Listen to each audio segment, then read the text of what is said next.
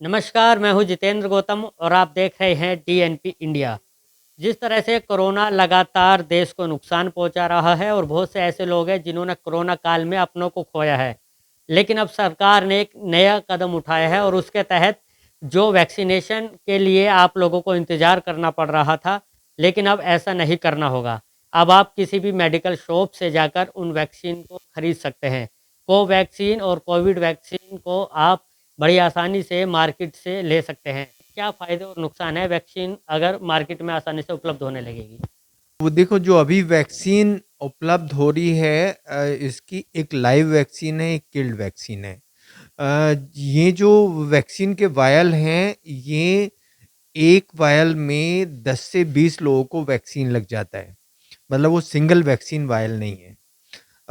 इसमें क्या होगा कि अगर ये इसको प्राइवेटाइज़ कर देंगे, तो अगर वो वायल 10 का है और 1 को हम लगाएँगे, तो फिर उसको वेट करना पड़ेगा, उसकी कोल्ड चेन मेंटेन करने में इतना वो आदमी सक्षम है स्टोर करने में या नहीं है, ये इस पे डिपेंड करता है, तो वो बहुत ज़्यादा कॉस्टली पड़ेगा।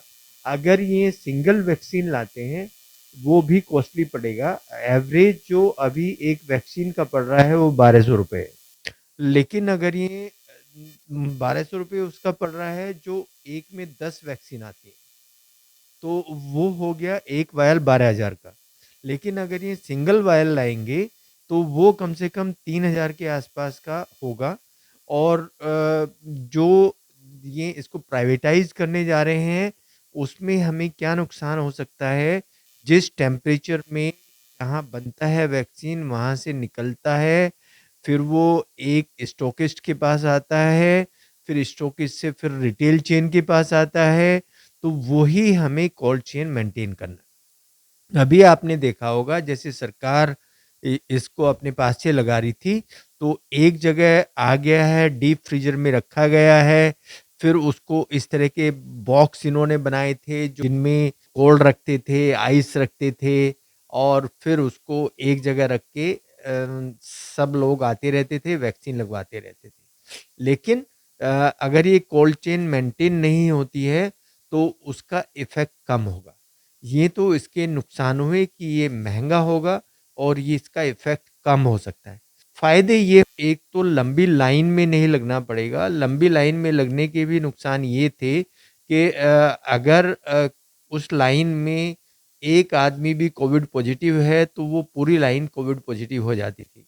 हम लोग ये समझते थे कि इनको ये वैक्सीन की वजह से साइड इफ़ेक्ट है, लेकिन वो होता था कोविड।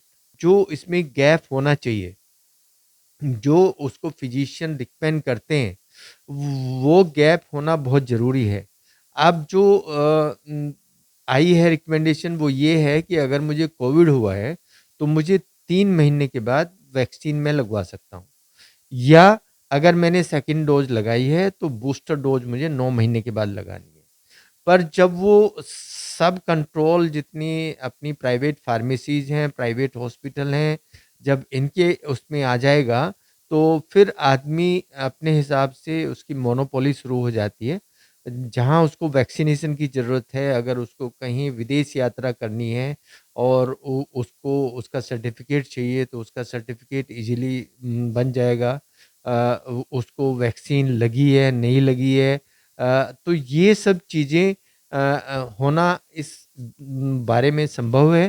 तो इनके सब वो होते हैं, ड्रॉबैक होते हैं, और कुछ इसके फ़ायदे ये हैं कि हमें बहुत लंबी लाइन में नहीं लगना होगा, और हम जब चाहेंगे अपॉइंटमेंट लेके वैक्सीन लगा के बाहर आ जाएँगे। ये तो आपने बता दिया, लेकिन जैसे आपने बताया कि समय का जो मेंटेन का था, अगर किसी को एक बार कोविड हुआ है, उसने वैक्सीन लगाई है, उसके बाद अगर उसको सरकारी वैक्सीन नहीं मिल रही है, वो अपने आप से खरीद के अगर लगाएगा, तो उसको लेकर कितना नुकसान हो सकता है? हाँ, वही मैं इसलिए बताना चाह रहा हूँ कि जो अपने आप वैक्सीन छोटे क्लिनिक्स पे लगेंगे, जो अभी हमारा एक स्टैंडर्ड प्रोटोकॉल है कि वैक्सीन के बाद हम आधा घंटा वेट कराते हैं।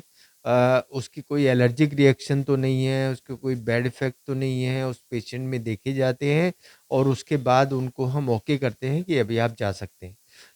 लेकिन जब इस तरह का शुरू हो जाएगा, तो फिर आधा घंटा उस पेशेंट को कहाँ वेट कराया जाएगा अगर उनके पास बेड नहीं है।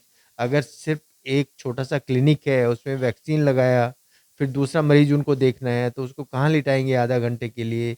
तो ये सब चीज़ें निकल के आएँगी और इसमें अगर उन्होंने इमीडिएटली वैक्सीन लगा के उसको अपने क्लिनिक से बाहर निकाल दिया और उसको एलर्जिक रिएक्शन हो गई, तो उस मरीज़ की जान भी जा सकती है। तो ये इसके फ़ायदे और नुकसान दोनों हैं। कुछ सलाह देना चाहेंगे आप ऐसे में कि किस तरह से इसको उपयोग करना चाहिए? हम वैक्सीन लगाएँ और उस पेशेंट को आधा घंटा अपने डे केयर में रखें। कोई दिक्कत है तो उसको इमीडिएटली टैकल किया जाए। ऐसे ही जो सेंटर्स हैं उनको ऑथराइज़ करना चाहिए और जब ऑथराइज़ किया जाएगा तो फिर वो सारा सिस्टम क्योंकि गवर्नमेंट के हाथों में ही रहेगा तो उससे कोई भी इस तरह की बात नहीं होगी कि कोई भी सर्टिफ़िकेट बना देगा, कोई भी टिक कर देगा कि वैक्सीन लग गई है। वो सब नहीं होगा, जो अभी इस बीमारी के लिए बहुत ज़रूरी है। तो बिल्कुल देखिए ये थे हमारे साथ डॉक्टर बृजपाल त्यागी जिन्होंने बताया कि वैक्सीनेशन जिस तरह से प्राइवेट किया जा रहा है उससे क्या फ़ायदे और क्या नुकसान हो सकते हैं। गाज़ियाबाद से मैं जितेंद्र गौतम, डीएनपी इंडिया।